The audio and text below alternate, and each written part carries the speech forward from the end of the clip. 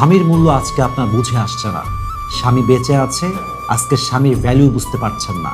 স্বামী কালকে মারা যাক, প্রত্যেকটা ধাপে ধাপে বুঝবেন যে স্বামী কাকে বলে, স্বামীর ছায়া কাকে বলে। আপনার স্বামী হচ্ছে আপনার লাইফে একটা বটবৃক্ষের মতো, যে বটবৃক্ষের নিচে থাকলে ছায়া পাওয়া যায়, যে বটবৃক্ষের নিচে থাকলে শান্তি পাওয়া যায়। স্বামী এমন একটা বটবৃক্ষ, যতক্ষণ পর্যন্ত স্বামীর ছায়া নারীর মাথার উপরে থাকে, সেই নারী সম্মান পায়, সে নারীর অস্তিত্বকে সমাজ সম্মান করে, বাবা মা সম্মান করে, ভাই সম্মান করে, সমাজের লোক সম্মান করে।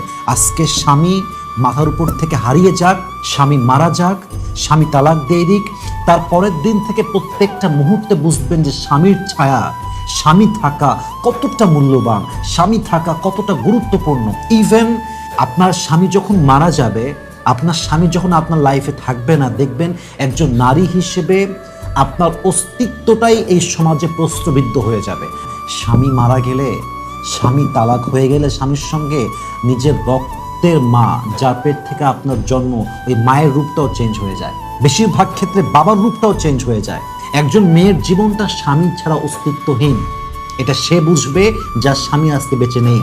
এটা সে বুঝবে যা তালাক হয়ে গিয়েছে, মায়ের বাসায় ধুকে ধুকে মরছে, না হচ্ছে দ্বিতীয় বিয়ে, না হচ্ছে সেখানে থাকা।